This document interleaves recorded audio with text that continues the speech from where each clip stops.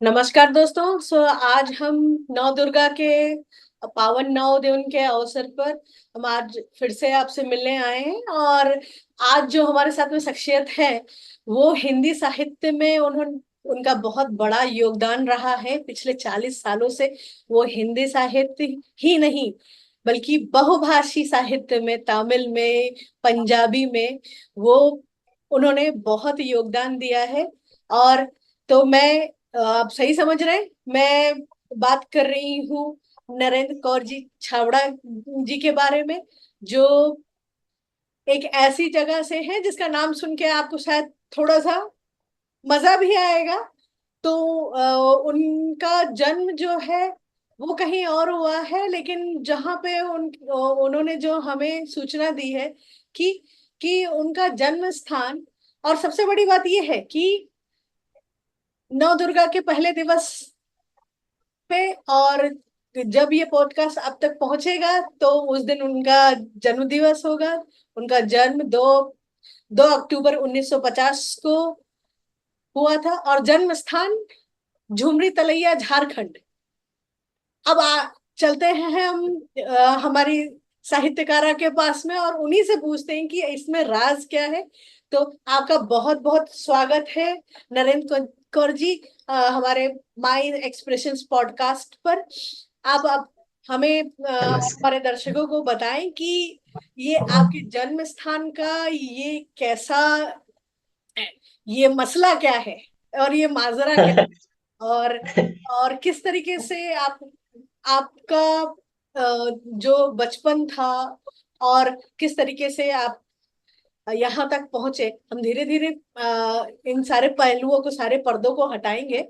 तो अब मैं नरेंद्र कौर जी को अपने मंच पे बोलना चाहूंगी कि अब, क्योंकि वो बहुत बहुत साहित्यिक काम कर चुकी हैं, तो अब उनके तरफ हमारा माइक है। और आइए नरेंद्र जी, आप अपने बारे में हमें बताएं।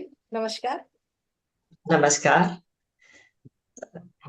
असल में ये पहले तो मैं सभी दर्शकों को नमस्कार करती हूँ। असल में मेरी फैमिली, पिताजी, माताजी वगैरह वो पाकिस्तान से इधर आए थे आजादी के टाइम पर 47 में जब देश स्वतंत्र हुआ। तो उस समय तक वो घूमते रहे क्योंकि एकदम से कोई ठिकाना नहीं था कहाँ आना है, कहाँ पर रुके और कहाँ एक बसेरा बनाए। तो बिहार में आए वो लोग, पहले मुंगेर आए, उसके बाद फिर झुमरी तलैया आए। तो झुमरी तलैया में मेरा बर्थ हुआ। अब आजकल क्या होता है, किसी को हम पूछते हैं ना झुमरी तलैया, तो बोलते हैं झुमरी तलैया कोई सच में जगह है क्या? क्योंकि झुमरी तलैया तो सिलोन से फरमाइश आती थी, झुमरी तलैया से बाबू भाई, झुमरी तलैया से ये फलाने भाई। तो लोगों को बड़ा मजा आता था कि ये कैसा अजीब सा नाम है झुमरी तलैया। तो अभी बाद में फिर हमें पता लगा कि झुमरी और तलैया दो अलग जगह है। तलैया तो एक ताल है, तालाब है, और एक झुमरी है, और उसके बीच में कुछ गैप है, जैसे सिकंदराबाद हैदराबाद है उस तरह से झुमरी तलैया। तो वहां तो कुछ साल रहे, 2-4 साल रहे, उसके बाद फिर हम लोग इंदौर में शिफ्ट हो गए। तो वहां के बारे में तो मुझे कुछ भी पता नहीं है, लेकिन मजा ये होता है कि जब भी मेरा कुछ छपता था, कोई रचना, और फैन मेल आती थी, और जब पता लगता था कि बर्थ झुमरी तलैया का, तो लोग पूछते थे आप कहाँ रहते थे, किस मोहल्ले में रहते थे, हम भी यहाँ रहते हैं, आप कभी इस तरफ आए तो जरूर मिलना। तो मुझे बड़ी हंसी आती थी, फिर उनको मैं बताती थी कि मेरा तो सिर्फ बर्थ हुआ है, उसके बाद फिर हम लोग इंदौर में ही सालों साल वहीं रहे, वहीं हमारी शिक्षा हुई, और वहीं फिर सब कुछ आगे का जो हुआ जीवन का। तो इस तरह से झुमरी तलैया से फिर हम लोग इंदौर शिफ्ट हो गए। तो आपका जैसे आपने बताया कि झुमरी और तलैया बहुत दूर, जैसे मैं भोजपुरी में हूँ, तो तलैया, ताल तलैया।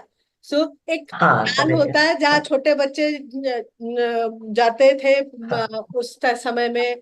और वहां पे संयुक्त परिवार हुआ करते थे, और जाके उसी ताल तलैया में जब कुछ काम नहीं होता था तो गाय भैंस ले जाके वहीं पे खड़े करते थे और उसी ताल में हाँ, कूद के नहाते थे। तो हाँ, हाँ, जो एंजॉय। जो मेरी वो भी एक यादाश्त, एंजॉय। हाँ, जो हाँ, मेरी यादाश्त उनका एक कहती है, साधन होता है। जी। तो साधन होता था बच्चों का मनोरंजन का।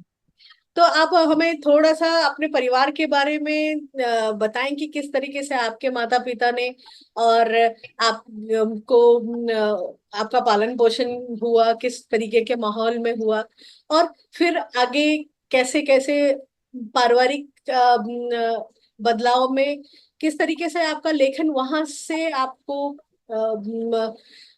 रास्ता मिला आगे तक बढ़ने का। अ, हमारा तो एक बड़ा परिवार था, जैसे पहले हुआ करता था, 6 6 8 8 10 10 भाई बहन होते थे। जी। हमारा भी बहुत बड़ा परिवार था। तो लेकिन स्कूल में जब पढ़ती थी तो हमारे यहाँ अखबार जो आता था, नई दुनिया पेपर, उसमें बाल परिशिष्ट आता था हर संडे को, तो वो बहुत शौक से हम पढ़ते थे। और उसमें छोटी छोटी कहानियां, कविताएं पढ़ते पढ़ते पढ़ते पढ़ते मुझे बहुत शौक लग गई पढ़ने की। और जब मैं, मुझे लगता है 8वीं या 9वीं क्लास में होगी, तो मुझे ऐसे लगने लगा कि ये लोग इतना अच्छा अच्छा लिख लेते हैं। और नीचे जब सबके नाम पढ़ती थी, तो जी मुझे लगता था कि कभी किसी दिन मेरा भी कुछ छप सकता है, या मेरा जी नाम भी पेपर में आ सकता है। जी तो जी। कैसे करते होंगे ये लोग, कैसे लिखते होंगे। लेकिन कोई भी गाइड करने वाला नहीं था, कुछ हम्म समझ नहीं आता था। तो बस वो पढ़ते पढ़ते पेपर, एक बार ऐसे ही उन्होंने लिखा कि इस विषय पर बरखा है, या बंदर है, या इस तरह से आकाश है, उस पर आप 4 6 लाइन की कविता लिख कर भेजिए। तो मैंने फिर बैठ के थोड़ी सी कोशिश की और भेज दिया। तो उसमें वो छप गई अगले हफ्ते। और जब मैंने अपना नाम पढ़ा, तो मुझे ऐसा लगा पता नहीं कितना बड़ा मैंने किला फतेह कर लिया। जी। तो तो ये बहुत ही कब की खुशी बात रही हुई। होगी? ये कब की बात रही ये होगी? तो मुझे लगता है 62 63 ऐसे कुछ हुई होगी, क्योंकि 50 का बर्थ है, तो जी। 12 13 साल की उम्र होगी मेरी तब की। तो मैं समझ तो सकती हूँ छोटी बारह सी तेरह कविता, साल में क्या उम्र रही होगी, चंचल उम्र क्या होती लिख सकते हैं। है। जी हाँ, तो बस छोटी छोटी सी 4 4 लाइन की कविताएं मैं लिखने लग गई। और बस एक फेज होता है, जो शौक आ गया कि लिखना है लिखना है, फिर वो कभी महीनों में, लेकिन थोड़ा थोड़ा सा मेरा वो लेखनी चल पड़ी। हम्म। और फिर धीरे धीरे धीरे धीरे वो फिर आगे बढ़ती गई, कॉलेज में गई तो फिर थोड़ा सा और कुछ लिखने लगी। इस तरह से एक लिखने का शौक पैदा हो गया। तो आपके और परिवार पढ़ने का में, तो, हाँ, परिवार में जब आपने पहला लेख आपका छपा, तो आपने किसी को परिवार में ये खबर दी? वो तो अखबार जब में छपा और देखा, तो फिर सबको बताया, और सब लोग बोलने लगे कि तेरे को कैसे लिखना आ गया। मैंने कहा पता नहीं कैसे मेरे मन में आया, लेकिन कहने लगे अच्छा लिखा। फिर उसके बाद थोड़ा थोड़ा सा लिखते लिखते लिखते, अ, उसमें फिर छोटी छोटी सी कंपटीशन भी आती थी, उसमें भी मुझे 2 3 बार इनाम मिला। फिर भाई मेरे साथ में लेकर गए हम्म। प्रेस में इनाम लेने के लिए, तो उन्होंने पेन इनाम दिया कि आप इससे लिखती रहना। नई दुनिया प्रेस से मुझे मिला था। जी जी जी और फिर ग्रेजुएशन करते करते शादी हो गई, और फिर मैं औरंगाबाद आ गई, महाराष्ट्र में। जी। तो यहाँ भी वैसे ही बहुत बड़ा परिवार था, जैसे वहां का मायके का छोड़कर आई थी, वैसे ससुराल में भी बहुत बड़ा परिवार मिला। और यहाँ लेकिन पति बहुत प्रोत्साहन देते थे मुझे, आज भी देते हैं। जी। हर बार मुझे कुछ भी थोड़ा सा भी लिखा तो और लिखा करो, तुमको शौक है, लिखो लिखो लिखो, हमेशा कहते। तो उनकी प्रेरणा काफी मिली मुझे, और पूरे परिवार का भी मुझे हमेशा सहयोग मिला।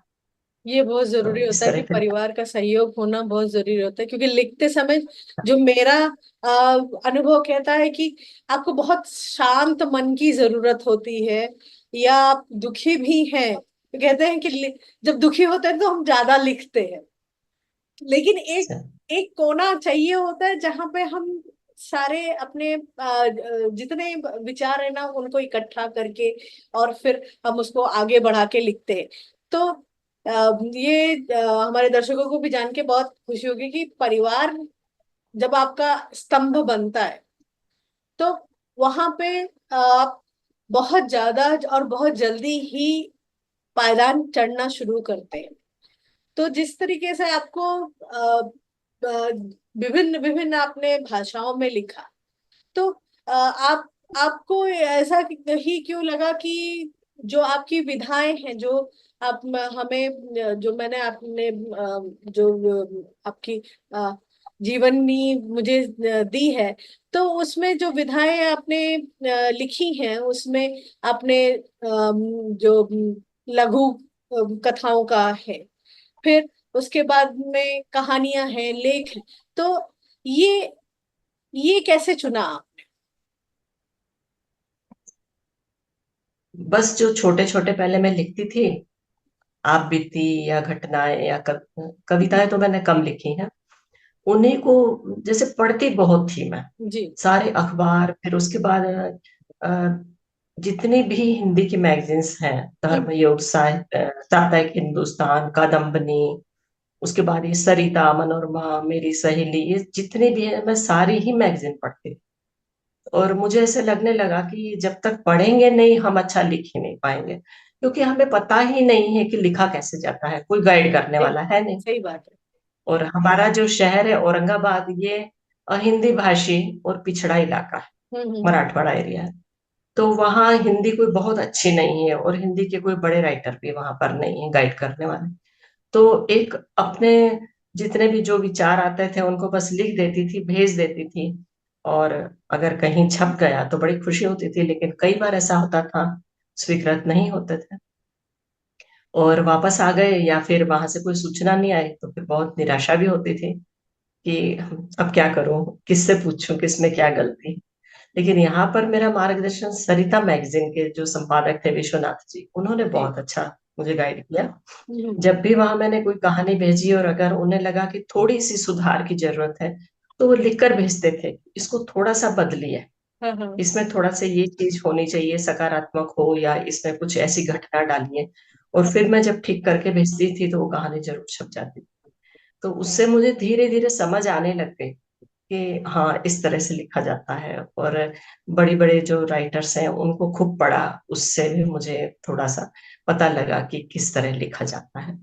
और कहानियां पढ़ने में मुझे शुरू से बहुत शौक था, बच्चों की भी कहानियां, ये चंदा मामा, पराग, नंदन, ये सारे मैगजीन्स पढ़ते थे। तो सुनाने की भी, कहानियां सुनाने में भी बहुत मजा आता था सबको, छोटे भाई बहनों को लेकर बैठ जाते थे, चलो कहानियां सुनाते कहानी तुमको। सुनाते थे। आज भी वो दादा दादी बन के, दादी बन के आज मैं बच्चों को सुनाती हूँ, नाती पोतों को भी सुनाती रही बचपन से उनको। और अभी भी बीच बीच में जहां मुझे कोई बहुत अच्छी चीज पढ़ने को, सुनने को मिलती है, तो मैं जरूर सबको सुनाती हूँ। तो वो कहानियों की तरफ झुकाव ज्यादा हो गया। और हम्म। वो पढ़ पढ़ कर तो मैंने कहानियों पर ज्यादा लिखना शुरू कर दिया। उसके तो बाद फिर लेख तो लिखती ही थी। फिर बीच में मैंने कुछ साल तक अखबार में भी जॉब किया है, लोकमत समाचार में हम्म। फीचर संपादक के पद पर। वहां पर फिर मैंने जो ज्वलंत समस्याएं होती हैं देश की, नारी की हो या सोशल हो, जो भी देश की समस्या है, अ, उस पर मैं अपना एक कॉलम लिखा करती थी। वो कॉलम मेरा 5 साल तक चला और काफी पसंद किया गया था, कि ज्यादा करके नारी पर आधारित होती थी, जो भी उनके साथ शोषण हो रहा है या बच्चों के साथ हो रहा है हाँ हाँ। या स्कूलों में हो रहा है, जो भी। तो वो लोगों को पसंद आया, और बाद में जितने वो मेरे लेख थे, उन सबको मिलाकर एक पुस्तक निकली थी, प्रासंगिक प्रसंग। उस पुस्तक को फिर महाराष्ट्र अकादमी का, ये पुस्तक है, इस पुस्तक को फिर महाराष्ट्र अकादमी का काका कालेलकर पुरस्कार जी। मिला। ये तो ये 2012 की बात। हाँ, तो ये पुस्तक जो 2012 में आपने ये महाराष्ट्र साहित्य अकादमी की तरफ से पुरस्कृत हुई है आपकी पुस्तक, तो ये इसको लिखते समय आपके मन में क्या विचार थे?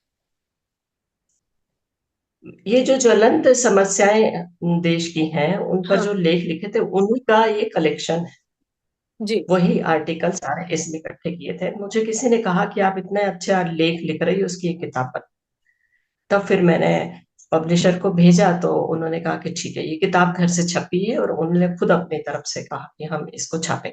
जी। और फिर उन्होंने पुस्तक पूरी तैयार करके मुझे भेजी थी। तो और कौन कौन से ऐसे विषय थे जिस पर आप आपको और पुरस्कृत किया गया, और जिस पे जो सामाजिक अलग अलग समस्याओं पे रही हैं? मेरी पहली पुस्तक थी मेरी प्रतिनिधि कहानियां। जी। उसमें से जो अधिकांश कहानियां हैं वो नव भारत टाइम्स में काफी सारी छपी थी, हम्म। बम्बई से। उसके बाद जनसत्ता, मेरी सहेली, गृह शोभा, सरिता, इनमें आई थी। धर्मयुग में जो कहानी आई थी वापसी, वो जो 84 में दंगे हुए थे इंदिरा गांधी जी के हत्या के बाद, जी। उस पर जिस तरह से देश के हालात बने थे, मेरा परिवार काफी सारा उस पर मतलब काफी उनको भोगना पड़ा था। और उनको वहां से पलायन करना पड़ा था, इंदौर से हम्म। पंजाब शिफ्ट हो गए थे। तो वो जो उन्होंने अपनी आप बीती बताई थी मुझे, उस पर मैंने ये कहानी लिखी थी वापसी।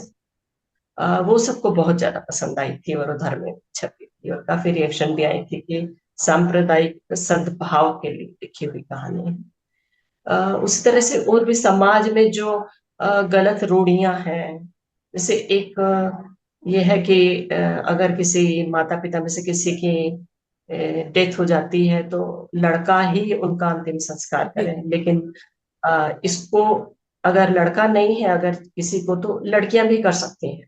इस पर बिल्कुल। भी शुरू में बहुत विवाद उठे थे, लोग नहीं करने देते थे, लेकिन मैंने इस पर भी एक कहानी लिखी है। और वो कहानी भी मेरी 2-3 जगह छपी थी, पत्रिकाओं में भी और अखबार में भी छपी थी, नई दुनिया में भी छपी थी। अनमोल है बेटियां, फिर लड़कियां ही अंतिम संस्कार करती हैं अपने पिताजी। तो इस तरह से जो नए नए कुछ विषय आ जाते हैं एकदम से, न समाज इतना बड़ा है, समाज में रोज घटनाएं होती हैं, कोई भी घटना एकदम से मन को छू जाती है, जी। तो लगता है कि नहीं अब इस पर लिखेंगे, ये तो बड़ा अच्छा विषय है। और इससे जहाँ समाज की कुछ बुराइयां भी सामने आती हैं या जो समस्याएं हैं वो भी सामने आती हैं, और हम अगर अपने हिसाब से उसका कुछ हल देख पाते हैं, तो मैं वो भी उसमें देने की कोशिश करती हूँ।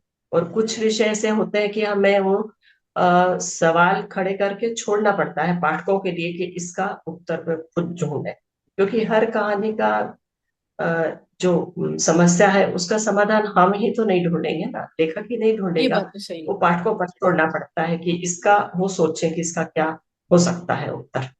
लेकिन कुछ कहानियों का है हम अपनी तरफ से सुझाव भी दे देते। भ्रूण हत्या पर भी मैंने बहुत सारी लिखी, कन्या भ्रूण हत्या पर भी लिखी कहानियां, ये भी बहुत पसंद की गई। इसमें मेरी सहेली में भी एक बहुत अच्छी कहानी है, तो सजा। ये जब आप कहानियां लिखती हैं तो अब जैसे पात्र चुनने होते हैं, तो वो हाँ पात्र, जी। क्योंकि कई बार ये होता है कि या तो घटना आपके सामने घट रही हो, या फिर हाँ। आप खुद उस घटना के भुक्तभोगी हो। हाँ। और या तो पात्र आप कैसे चुनते हैं, क्योंकि एक काल्पनिक पात्र को किसी उस वास्तविक घटना में बिठाना, और फिर उसके बाद में पूरा उसका उस तैयार करना, जो उसका पाठ्यक्रम है, जो मैं कहूंगी कि किस तरीके से उसकी पूरी स्थिति और अ, इसको बनाना, तो उसमें आप कैसे करते हैं? क्योंकि इतनी ढेर सारे जो विषय हैं उस पे लिखना और एक एक पात्र को चुनना। तो मैं देख रही थी कि आपने नारी के ऊपर भी लिखा है कि नवदुर्गा नारी का, और भी कई लघु कथाएं भी जो लिखी हैं आपने। एक मैंने चित्र में भी देखा कि दो व्यवसायियों की कहानी है, जिसमें जो आपने हमें भेजी है, उसमें वो कहानियां हैं। तो आप पात्र कहाँ से लाती हैं, जो काल्पनिक पात्र में भी? बात हाँ, ये बहुत काल्पनिक सोचने वाली होते बात है। हैं, काल्पनिक तो होते हैं, लेकिन मैं एक तरह से ऐसे जैसे अपने ऊपर ही जीती हूँ, जी। उनको अपने ऊपर ही ढालने की कोशिश करती हूँ, और ऐसे लगता है कि जैसे ये मेरे साथ हो रहा है, तो अगर मेरे साथ होता है तो मेरा क्या होगा, इसके प्रति क्या रिएक्शन होगी, और मैं किस तरह से इसको हैंडल कर सकती हूँ। या मेरे आसपास जो मेरा माहौल है, पारिवारिक लोग हैं या मेरे फ्रेंड्स हैं, या समाज में कोई लोग हैं जिनको हम देखते हैं कि शायद इनके ऊपर ये चीज उनके साथ हो रहा है, और वो थोड़ा सा भी हमें पता लग जाता है कि ये चीज इनके साथ हो रही है, तो फिर उसके ऊपर उसको कल्पना भी बहुत सारी करनी पड़ती है कहानियों में। सीधी सीधी तो कहानी लिख नहीं सकते, कल्पना तो करनी ही पड़ेगी। तो उसको कुछ सच्चाई होती है कहानियों में, तो लगभग हर कहानी में सच्चाई तो होती ही है, हम्म। लेकिन उसको कल्पना के द्वारा हम आगे बढ़ाते हैं और सोच विचार करके इसको हम किस तरह से बेहतर सबके सामने पेश कर सकते, वो करना पड़ता देखिए, है। क्योंकि ये काफी मुश्किल होता है। अभी मैं बहुत छोटी उम्र में मैंने लिखना शुरू किया है, तो मुझे बहुत कंफ्यूजन हो जाता है, बहुत मैं बैठ जाती हूँ फिर कि सारी चीजें घूम फिर के फिर मेरी जिंदगी पे आ जाते हैं। तो ऐसा अपने को हाँ, उस अपने को हटा के फिर उस पात्र को अपने ऊपर लेना और वहां से हाँ, सोचना, तो हाँ, ये अलग ही दुनिया हो जाती है। तो आपको जी। जैसे ऐसे कभी इन पात्रों को जोड़ते समय कभी मुश्किल नहीं आई कि मैं इसको लिख रहा आगे क्या होगा? क्योंकि कई बार होता है, अरे इनका कुछ भविष्य होने वाला नहीं है, तो इसमें एक लाइन एक पेज लिख के हमने छोड़ दिया उसको। तो ऐसा कभी आपके साथ भी हुआ? होता है कभी कभी, समझ नहीं आता है छोड़ देते हैं, फिर उसको वो पड़ी रहती है कहानी, दूसरा शुरू कर देते हैं लिखना, फिर अचानक से कभी एकदम से इसका ख्याल आ जाता है। एक दो बार ऐसा भी हो गया कि आ, हम लोग अम्बाला छावनी में है एक कहानी लेखन महाविद्यालय। जी। उर्मी कृष्ण जी अभी संभालती हैं उसको, और पहले उनके हस्बैंड थे महाराज कृष्ण जी। तो मैंने उनसे भी काफी कुछ सीखा लिखना। तो उनके शिविर में मैं गई थी, उन्होंने मुझे बुलाया था। वहां जाकर मैंने उनसे कहा कि डॉक्टर साहब मैं कहानी लिख रही हूँ, वहां पर अटक गई हूँ कि अब उस पात्र को मैं क्या करूं। तो थोड़ी सी बस एंड करना है, मुझे एंड करना नहीं आ रहा है। तो फिर उन्होंने मुझे बताया कि इस तरह से इसको तुम मोड़ दो तो कहानी ठीक हो जाएगी, और फिर वापस आकर मैंने उसको वैसा ही किया उनके हिसाब से, और फिर वो कहानी छप गई, पसंद कर ली भी गई थी लोगों तो बहुत से गतिविधियों में आपने ये बताया है। और मैं जो देख रही हूँ, तो आपको भारत मानव संसाधन विकास मंत्रालय से भी पुरस्कार मिला है। में। तो वो उसी क्षण उस पर सोचकर और एक 10 12 15 लाइन की एक छोटी सी एक कहानी लिख दी, जो कि बिल्कुल जैसे तीर के तरह लगती है, उस तरह हम्म। से वो अपना प्रभाव भी छोड़ती है। उसको कोई लंबा चौड़ा डायलॉग और ये उसमें जाने की विस्तृत विस्तार में जाने की कोई जरूरत नहीं है कहानी जैसे। तो वो जो असर छोड़ती है वो लघु कथा होती है, तो आप वैसा कुछ लिखिए। तब फिर मैंने कोशिश करके एक लघु कथा लिखी थी, वो जो मेरी पहली कथा लघु कथा जो मैंने लिखी, वो कम से कम 6 7 जगह पर छप गई। पहले सबसे उन्होंने ही छापी, बोलने लगे बहुत अच्छी लिख ली तुमने जी जी। पहली लघु कथा। तो अगर आप कहें तो मैं सुना भी सकती हूँ, हाँ छोटी बिल्कुल सी बिल्कुल है सुनाइए, बिल्कुल। क्योंकि तो अभी तो हमारे कई सुननी है, क्योंकि अभी नौ दुर्गा पे भी आपने इतना कुछ लिखा हुआ है और नौ दुर्गा शुरू होने जा रहे हैं। तो उसमें भी हमारे जितने भी सभी के घर में नौ दुर्गाएं हैं, तो उनको जी सशक्त जी। करना जरूरी है। तो जरूर सुनाए। हाँ, ये तो मैं ना पहली वाली सुनाती हूँ, फिर नवदुर्गा के बाद में सुना दूंगी। जी जी। पहली लघु कथा है, उसका शीर्षक है स्वाभिमान। हम्म। एक संबंधी की बेटी की शादी में दूसरे शहर जाने का अवसर मिला। दुल्हन को मेहंदी लगाने के लिए जो लड़की आई उसे देख एक बार भी सभी चकित रह गए। दूध सा गोरा रंग, ऊंची कदकाठी, तीखे नाक नक्श, लेकिन गूंगी थी। बड़े मनोयोग से वह अपने कार्य में जुट गई। सभी महिलाएं बड़ी उत्सुकता से लिखी तो वो कथा उसकी कला को निहार रही थी। फिर अचानक एक महिला उस लड़की से कुछ बोली, तो उसने लिख कर बताने का इशारा किया, क्योंकि वो बोल नहीं सकते थे। उस महिला ने कागज पर लिखा, आपकी बीमारी का इलाज हमारे शहर के माने हुए वैद्य जी कर सकते हैं। उस लड़की ने उसी कागज के नीचे अपना जवाब लिखा, असंभव, मैं जन्म से गूंगी हूँ और काफी इलाज करवा चुकी हूँ। महिला ने दोबारा लिखा, एक बार आजमाने में क्या हर्ज है, शायद आप ठीक हो जाएं, तब कितनी खुश कितनी सुखी हो जाएंगी आप। लड़की ने उसके नीचे लिखा, मैं आज भी इस हाल में संसार की सबसे सुखी और खुश लड़की। और वह धीरे से मुस्कुरा दी, अपने चेहरे पर स्वाभिमान की छटा बिखेरती हुई। बहुत मैं तो खोई सी गई कि कि आगे आगे क्या।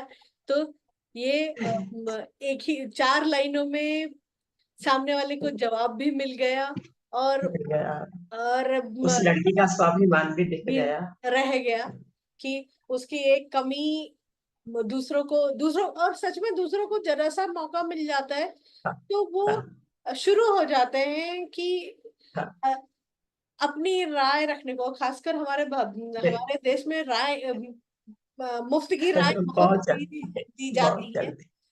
तो ये छोटी सी सीख लघु कथाओं की तरफ से बहुत पैनी बार होती है। और मैं आपको अभी पूछूंगी, अभी आपने जो कुछ दिन पहले जब मैं आपसे मिली थी, तो आपने एक कंजिकाओं पे एक लघु कथा हाँ जी, सुनाई हाँ थी। जी। तो हाँ मैं हाँ। चाहूंगी कि वो, और आप नवदुर्गा पे क्या कहना चाहेंगे अपने लघु कथा के माध्यम से। वो लघु कथा आप सुनना चाहेंगी, मैं सुना जी दूं? बिल्कुल। हाँ, वो लघु कथा है। क्योंकि अभी ये सब लीजिए। कोई लग लग जाएंगे कंजकाएं और लांगो ढूंढने में। हाँ जी, हाँ जी। तो उस पर ही एक तरह से व्यंग भी हो जाता है, वो भी कह जी सकते हैं, और एक सीख भी हो जाती है, और एक जो समस्या है देश की बड़ी, उस पर भी हम विचार कर सकते हैं। तो ये लघु कथा है जिसका शीर्षक है तमाचा।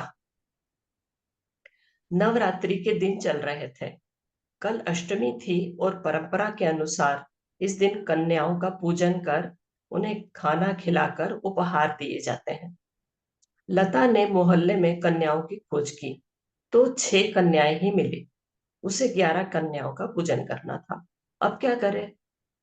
तभी काम वाली मेहरी काम के लिए आई तो लता ने उसे अपनी समस्या बताते हुए कहा वह अपने मोहल्ले से 5 लड़कियों को लेकर आए। मेहरी ने उसे आश्वस्त करते हुए कहा उसकी खुद की 2 लड़कियां हैं, 3 लड़कियां पड़ोस से ले आएगी। अगले दिन मेहरी 5 लड़कियों को लेकर समय पर पहुंच गई। सभी लड़कियां साफ सुथरे फ्रॉक पहने, कटे बालों में आकर्षक लग रही थी। लता का मन खुश हो गया।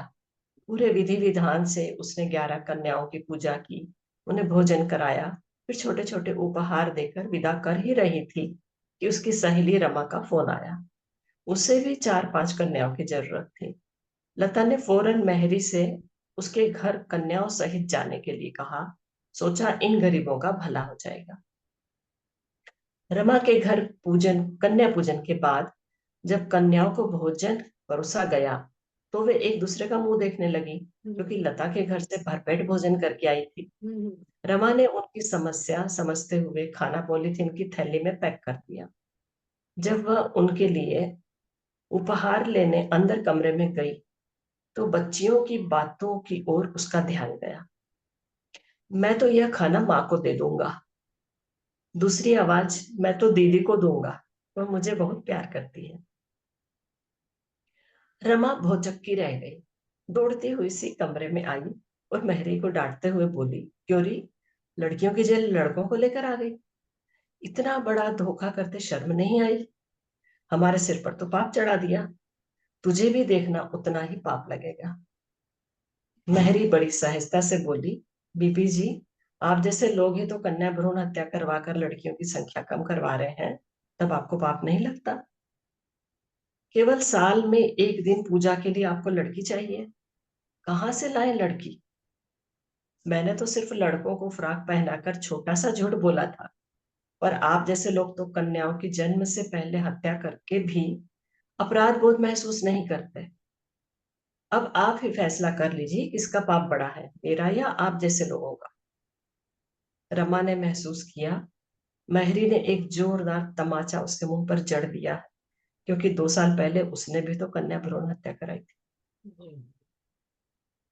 ये अब सही में एक तमाचा है, जहाँ पे हाँ जी, हमारी अभी कन्याओं की संख्या कम होती जा रही है, और समाज में, हाँ। और संभ्रांत जो परिवार है, परिवार के हैं वो हाँ, भी करते हैं। वो उनको अपना वंश बढ़ाने के लिए, या जबकि परिवार में कोई किसी चीज की कमी नहीं होती है, हाँ और हाँ, सही बात। ये अंदरूनी, और ऐसा नहीं कि वहां पे पढ़ाई लिखाई कम हो या उनको नॉलेज कम हो। वो भी एक तब के बाहर निकल के तो बोलेंगे कि नहीं, हम तो सब जानते हाँ हैं नहीं करना हाँ, चाहिए। बिल्कुल। लेकिन ये जो संयुक्त अपने घर परिवार में ही है, होते हैं, करते हैं। हाँ, वही बहुत। जैसे दहेज प्रथा है, दहेज के लिए भी कह देंगे हम बिल्कुल दहेज नहीं लेते हैं, बिल्कुल उसके विरोधी हैं, जी। लेकिन अपने बेटे की शादी करेंगे तो भर भर के दहेज ले लेते हैं। तो ये दहेज के कहने की लिए। बातें अलग है और करने की, उसको कथनी करने में बड़ा फर्क हो जाता है।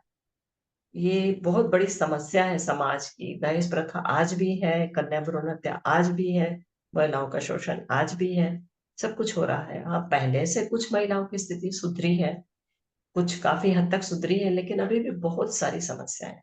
बहुत है। अब उसका बस तरीका बदल गया है कि बस। अगर कामकाजू महिलाएं हैं तो फिर वो अलग तरीके का शोषण हो गया है। और ऐसा नहीं कहेंगे कि महिलाएं भी कहीं ना कहीं इस चीज के लिए जिम्मेदार मानी जाती हैं। हाँ या हाँ अब हाँ बहुत ज्यादा बदलाव इस तरीके से आ रहा है, क्योंकि ये जो नया अब डिजिटलाइजेशन आया है, और हाँ तो हाँ। उसकी वजह से भी कई और अपना स्वाभिमान, अपना अस्तित्व के लिए जो हम कहते हैं, तो स्त्रीकरण जो है हमारा, जिसको हम हाँ। फेमिनिज्म बोलते हैं, इस पे ये टॉपिक बहुत ही बड़ा टॉपिक है। तो आपका इस बारे में क्या कहना है?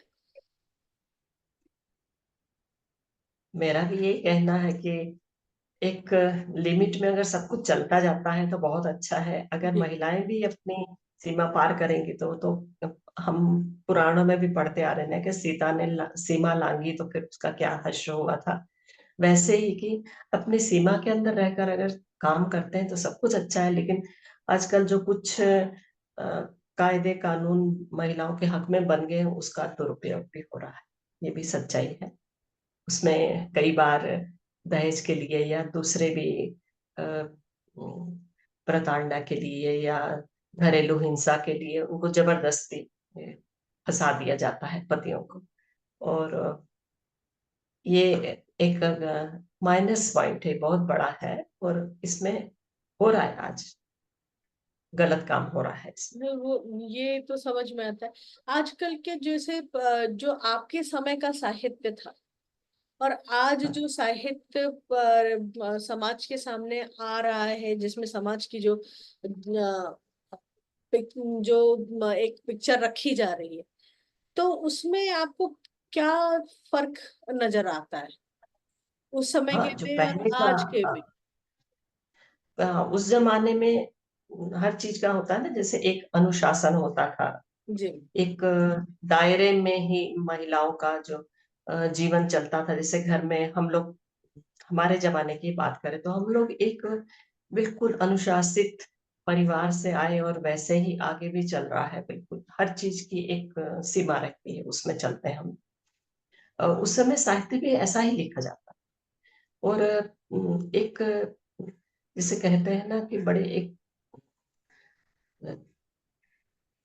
गरिमामय हम्म। भाषा में कोई भी अगर कोई, अब जैसे कोई एकदम खुल्लम खुल्ला कोई बात नहीं होती थी। एक हर चीज को एक पर्दे में जैसे कहा जाता है, हमारे कहने का अर्थ भी पता लग जाता था, लेकिन उसको खुलापन बहुत ज्यादा नहीं होता। लेकिन आजकल बहुत ज्यादा वो भी होने लगा, खुलापन भी हो गया है।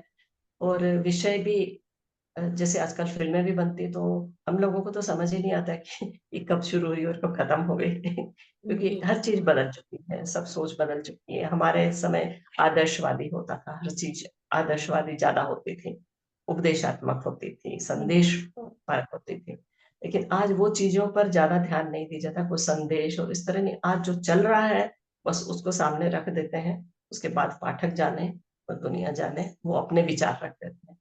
तो ये बदलाव काफी आया है आजकल, जो भी हम पढ़ते हैं तो थोड़ा फर्क फर्क तो है पहले के लेखन में और आज अभी के लेखन। जैसे आपकी जो अभी की जो रचनाएं आ रही हैं, और अगर जो नई उम्र के पीढ़ी है, वो आपकी रचनाओं को जब पढ़ती है, तो आपको क्या ऐसे कुछ जो उनके विचार आप तक पहुंचते हैं कि आपने हाँ ये चीज लिखी है इस पे, या जिसको कहते हैं कि आपको क्रिटिक देना, तो क्या हाँ ऐसे भी आपको कुछ संदेश आए हैं कभी?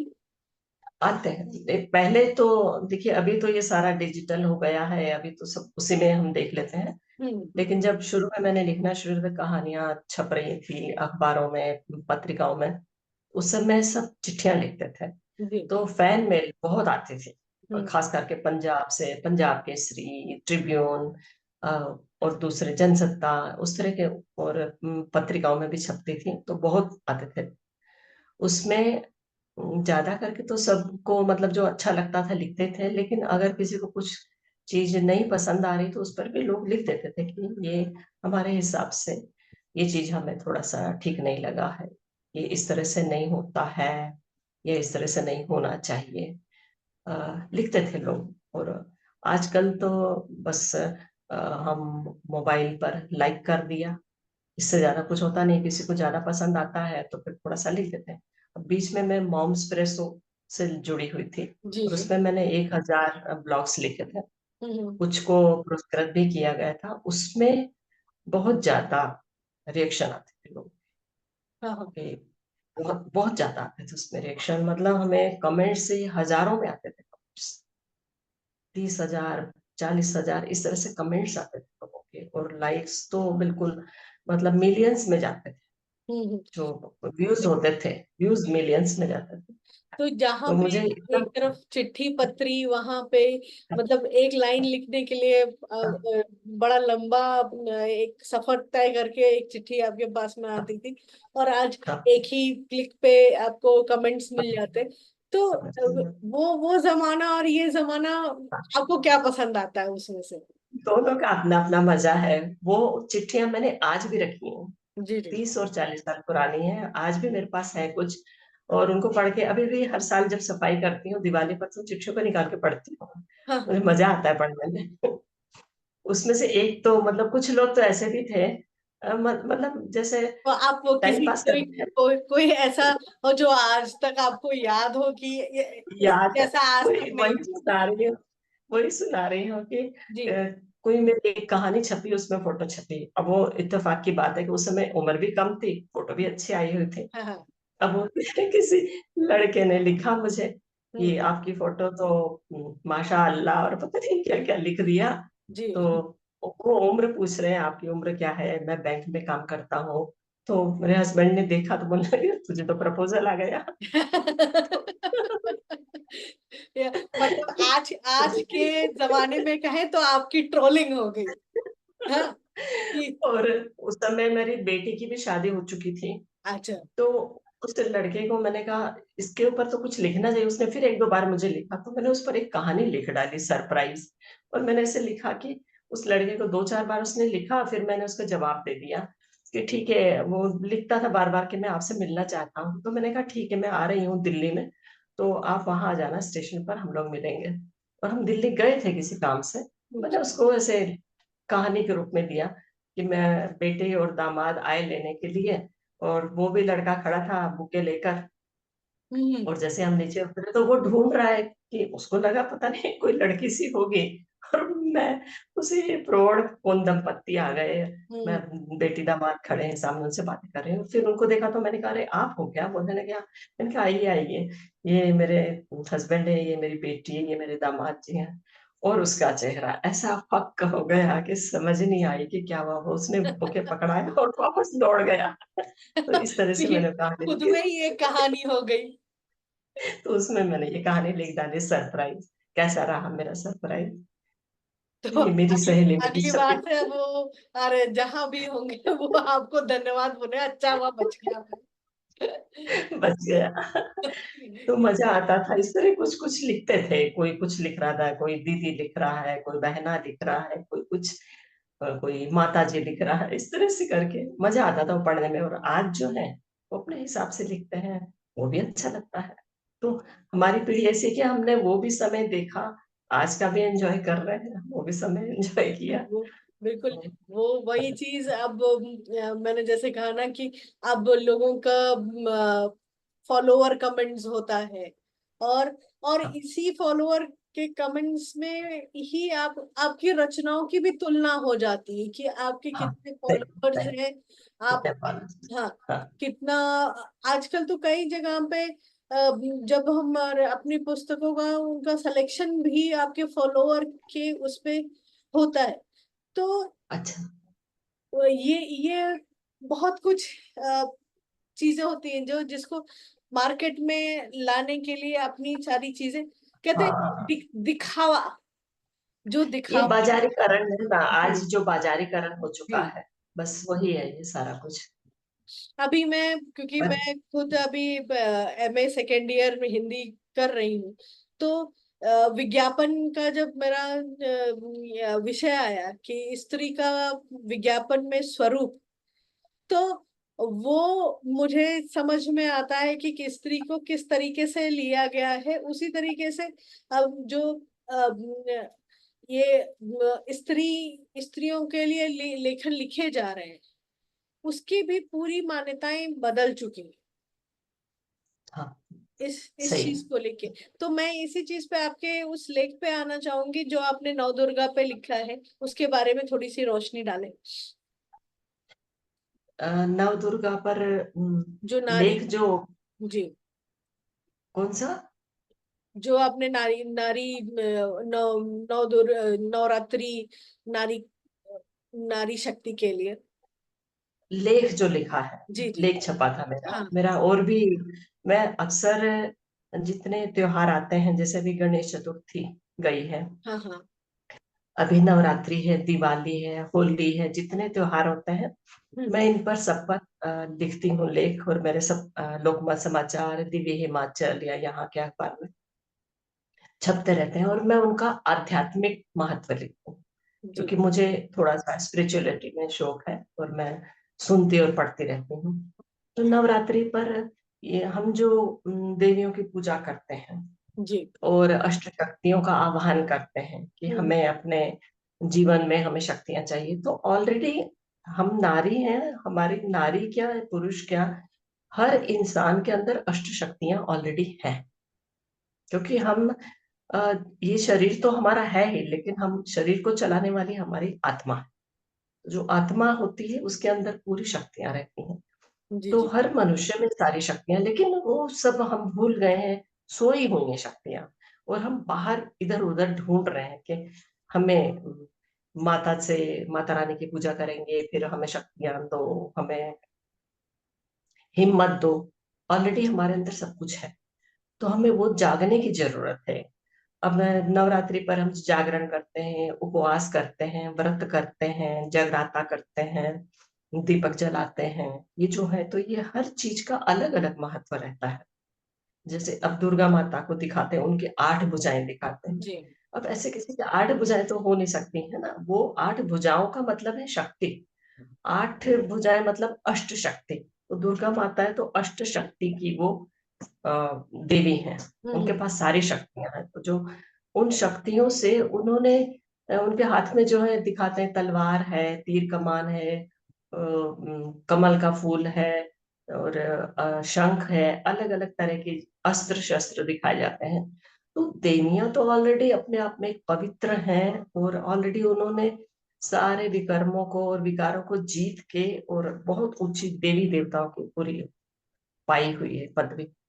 तो वो कोई शस्त्रों से किसी का संहार नहीं करती हैं, ये हमें दिखाती हैं कि उनके पास इतनी शक्तियां कि उन्होंने अपने विकारों के ऊपर एक तलवार है, तो तलवार से एकदम ऐसे खट से मारते हैं तो खत्म हो जाती है कोई भी विकार। तो महिषासुर का भी दिखाते हैं, महिषासुर मतलब बुराइयां, उसको वो मार के और पैर के नीचे दबा देती हैं। मतलब अपने अंदर के जितने भी दोष हैं, विकार हैं, उनको वो मारती हैं। इस तरह से हर देवी की अलग अलग है, उनके अंदर जो शक्ति दिखाती हैं। अब बस परखने की शक्ति दिखाते हैं, गायत्री माता के अंदर है। सरस्वती को दिखाते हैं कि वो निर्णय लेने की शक्ति है उनके पास। उनके पास हंस दिखाते हैं, जैसे हंस नीर शीर को अलग कर देता है, मोती चुगता है। और संतोषी माता है तो संतुष्ट रहती है हमेशा, और हमें वो संदेश देती है कि हमेशा जीवन में संतुष्ट रहो। तो अलग अलग जो देवियां हैं, सामना करने की देवी तो काली माता है। वो हम्म। दिखाती है कि किस तरह परिस्थितियों का सामना करना है, उनके आगे अपने आप को गिरा नहीं देना है, और सामना करने के लिए आपको हिम्मत चाहिए। और इसलिए उनका दिखाते हैं ना, जीभ बाहर है और खून है, और सारा दिखाते हैं कि अपने अंदर के विकारों को मार दो। और अपने सामना करो, जो जीवन में समस्याएं आती है उनका सामना करो। लक्ष्मी माता है तो वो दिखाती है वो धन का और इस तरह से सहयोग करती हैं, आपको ज्ञान का सबका सहयोग करती हैं। अलग अलग जो है सारी देवियां, हम्म। इनकी हम पूजा करें तो इनसे हम शक्तियां लेके और हम अपने जीवन में आत्मसात करें। सिर्फ पूजा करके और फिर उसके बाद हम सब भूल जाते हैं। तो मेरा ये कहना है ये कि तो हम बात है। इनको अपने अंदर, इन शक्तियों को अपने अंदर भरें और उनको अपने जीवन में फॉलो। तो अभी ये जो आपने बताया, ये तो बिल्कुल सही है कि 8 हाथों के साथ में कोई देवी नहीं होती, हमारे अंदर ही नहीं, 8 शक्तियां और उनका पूरी वास शक्ति। होता है, हमें एहसास करने की जरूरत होती है। तो इसमें अभी आपकी नई पुस्तक आपने विमोचन किया है, तो कुछ हाँ उस जी। पुस्तक के बारे में बताएं। हाँ, दावत दावत है उसका नाम। और इसमें 94 लघु कथाएं हैं। जी। ये अब तक मैंने 100 से ज्यादा लिखी हैं, इसमें मैंने सिलेक्ट करके जो मुझे अच्छी लगी वो इसमें मैंने डाली है। और कौन सी अम, पुस्तक है, आप इस दर्शकों को दिखाएं वो यहाँ पुस्तक। ये ये जी, देखिए, दावत। ये पुस्तक है, दावत। आपने इसका नाम और दावत क्यों रखा। हाँ, इसमें एक कहानी है, लघु कथा है, उसका नाम भी दावत है। और इसलिए मैंने रखा कि जो बड़े शौक से पढ़ते हैं लघु कथाएं, अगर उनको सच में इसमें से कुछ कहानियां पसंद आती हैं तो वही उनके लिए दावत का काम करेगी। जी जी जी। तो ये शौकीन दो होते मेरी हैं जो जो तो, जो मतलब अलग हाँ, अलग तरीके से, तो उनके लिए ये अलग अलग तरीके अगर से। इंग्लिश में कहें तो ये हो गई ट्रीट, उनके लिए ट्रीट, दावत हाँ, का ठीक हो ही। गई। मैंने, हाँ, मैं ना पेंटिंग भी करती हूँ, अभी तो जी मैंने काफी कम कर दी है। तो एक बार मैंने औरंगाबाद में, क्योंकि मैं हम लोग औरंगाबाद से ही हैं, अभी शिफ्ट हुए हैं पुणे, जी 3-4 महीने हुए। तो औरंगाबाद में मेरी एग्जीबिशन लगी थी पेंटिंग की। तो जब वहाँ रिपोर्टर गए थे लेने के लिए फोटो, उसका पूरा इंटरव्यू जैसे लिया था मेरा, और फिर सारे फोटोग्राफ्स लेकर पेंटिंग के, तो उन्होंने हेडिंग दिया था कि ये दावत, हम्म। पेंटर्स जो हैं इस उनके लिए एक तरह से ये दावत रखी गई है, तो आप सब बहुत। आकर देखिए। जी जी जी। बहुत ये है। तो अभी आप तो जो मुझे अच्छा लगा। अब अब ये दावत के साथ में अब जो आगे किस तरीके से आप और लघु कथाओं को और अपनी विधा को सामने लाने वाले हो, आपके दिमाग में अभी और क्या क्या चीजें चल रही हैं।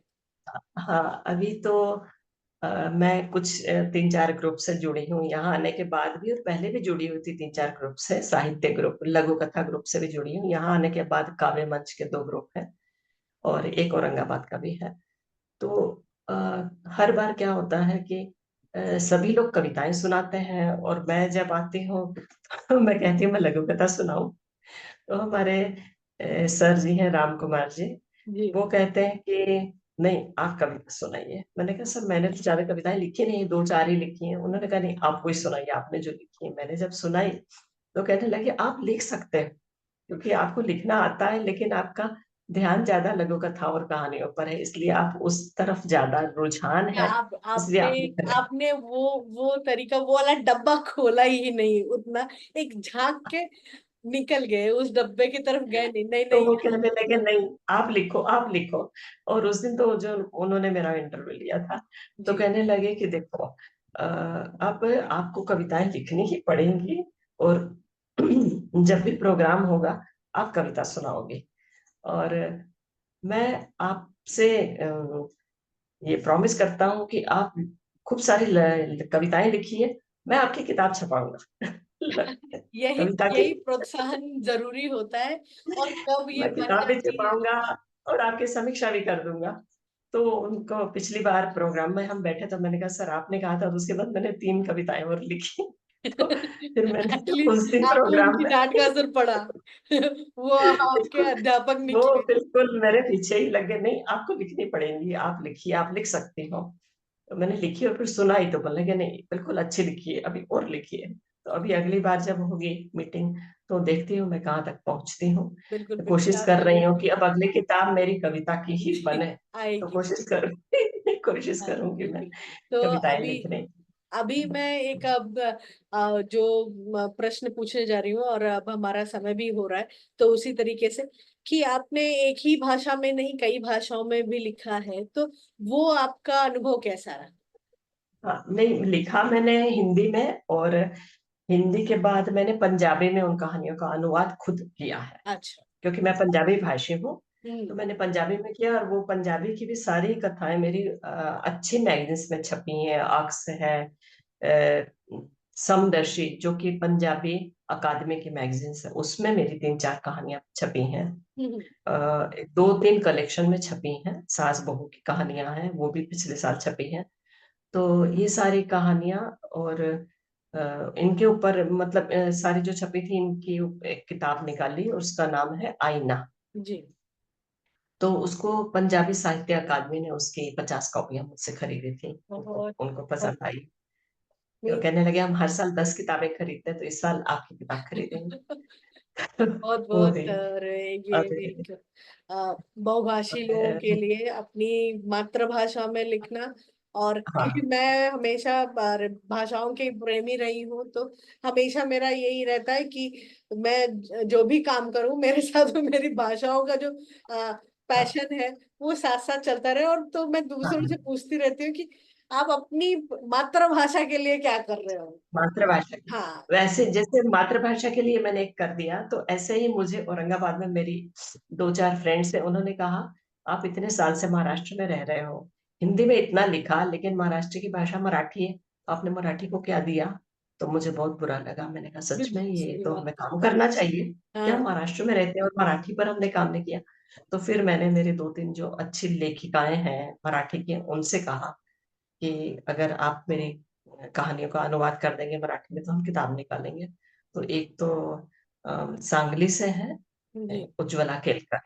ओके। बहुत वरिष्ठ हैं, और बहुत अभी आज भी काम करती हैं, 80 80 ईयर्स की, बहुत काम करती हैं उन्होंने। और एक मेरी औरंगाबाद की है माया महाजन, वो भी बहुत काम करती है मराठी पर। इन दोनों ने मिलकर एक लघु कथा संग्रह और एक कहानी संग्रह, दो मेरी मराठी में किताबें। तो बहुत इन दोनों का बहुत बहुत धन्यवाद कि उन दोनों ने मैं मेरे लिए इतना इस काम पॉडकास्ट किया। के थ्रू आपके दोनों मित्रों को आपका धन्यवाद जरूर बहुत पहुंचेगा। धन्यवाद। और एक चलते और चलते। एक, हाँ। हाँ एक चेन्नई से एक लेखिका थी, उन्होंने मेरी सहेली में कहानियां पढ़कर और मुझे लिखा कि मैं आपकी कहानियों का तमिल में अनुवाद जी करना हाँ, मैं चाहती वही हूँ। पूछने तो वाली मुझे थी कि आपका परमिशन।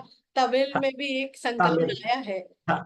तो तो फिर उन्होंने उसका अनुवाद किया, और वो भी तीन चार अलग अलग मैगजीन्स में कहानियां छपती रही, और मुझे हर बार भेजती रही। लेकिन मुझे तो तमिल आती नहीं है, हम्म। तो मैंने सब रखी हुई है। और बाद में फिर मैंने ही उनसे कहा कि अभी तो 15 के करीब कहानियां होगी, एक किताब निकलवा लीजिए आप।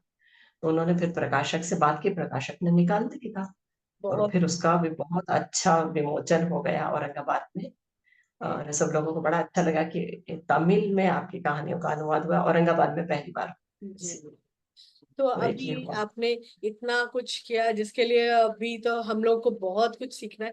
तो आप अभी आने वाले नव युवक नव लेखकों को और हम जैसे नवांकुर को जो है, क्या संदेश देना चाहेंगे? है।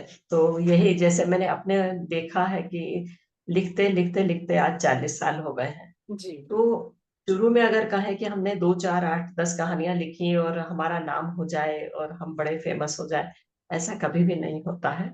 बहुत मेहनत करनी पड़ती है, पहले तो खूब पढ़ना पड़ता है। एकदम से हम पढ़ेंगे नहीं और सीधा लिखना शुरू कर देंगे, हमें क्या पता कि लोग उसको पढ़ भी रहे हैं कि नहीं, पता ही नहीं है कि कैसे लिखा जाता है। इसके लिए बहुत पढ़ना पड़ता है, बहुत मेहनत करनी पड़ती है। मैंने भी खूब सारे जो लेखिकाओं को पढ़ा है। देखिए उसमें से मालती जोशी मेरी खास सबसे प्रिय लेखिका है, जिनको मैं फॉलो भी करती हूँ। नासिरा शर्मा, राजी सेठ, सूर्यबाला, ममता काली, अमरनाल पांडे, चित्रा मुदगल, उषा महाजन, इन सबको मैंने बहुत पढ़ा है। जी। और चित्रा मुदगल तो वो तो औरंगाबाद आई थी, तो उस समय मेरी किताब छपी थी, एक और गांधारी, ये किताब छपी थी। जी। तो मैंने उनसे रिक्वेस्ट की थी कि मेरी किताब का भी विमोचन आप कर दीजिए आपके प्रोग्राम में, तो इसका विमोचन उन्होंने किया था।